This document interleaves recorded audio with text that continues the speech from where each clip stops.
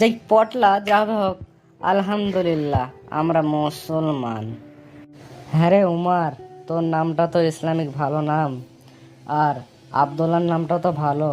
শালা আমি পটলা হয়ে গেছি রে। শালা বাপ মা আমার নামটা পটলা রেখে দিয়েছে, এটাই আমার একটু দুঃখ, বুঝতে পারছিস? দেখ, নাম যাই রাখবে রাখুক না কেন, বুঝতে পারছিস?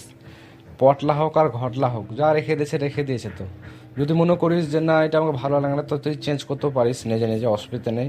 কিন্তু নামের ভিত্তিতে কবরে কোনো মাপ নেই, বুঝতে পারছিস? সব আমলের উপরে। এই যেরকম ধর, ওই যেরকম বললো, হ্যাঁ উমার বলল যে আমরা মুসলমান আলহামদুলিল্লাহ, তো আমরা বলছি আলহামদুলিল্লাহ, কিন্তু মুসলমান কখন রে ভাই? নামের কি শুধু মুসলমান দিলে হবে? বল। তো আমরা মুসলমান তো মুসলমান বলবো নাই? হ্যাঁ, এ কেমন কথা বলছিস রে মোরা? হ্যাঁ তো রে, আমরা মুসলমানকে মুসলমানই তো বলবো।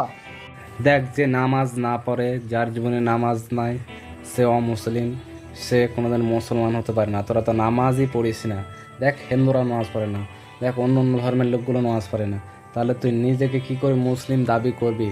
রাসূলুল্লাহ সাল্লাল্লাহু আলাইহি ওয়াসাল্লামের জামানায় সাহাবীরা সবাই যারা ইসলাম গ্রহণ করেছিল তারা সবাই নামাজ প্রতিষ্ঠা করতো, 5 ওয়াক্ত নামাজ পড়তো। হ্যাঁ বে, এটা তো কোনোদিন ভাবিনি, আর কেউ কোনোদিন বলেও নি। সবাইকে মুসলিম পরিচয় দিয়েছি তো বলেছে হ্যাঁ ঠিকই আছে। আর তাহলে এ তো আমার চোখটা খুলে দিল বটে রে। হ্যাঁ রে ভাই, ইনশাআল্লাহ, ঠিকই ইনশাআল্লাহ। বলেছিস তুই। তুই এই কথাটা না বললে তো কোনোদিন বুঝতেই পারতাম না, আর এইভাবে জীবনটা কাটিয়ে ফেলতাম। আর এই হাদিসগুলো জানা থাকলে হয়তো আমরা নামাজ কালাম করতাম আর আল্লাহকে ভয় করতাম।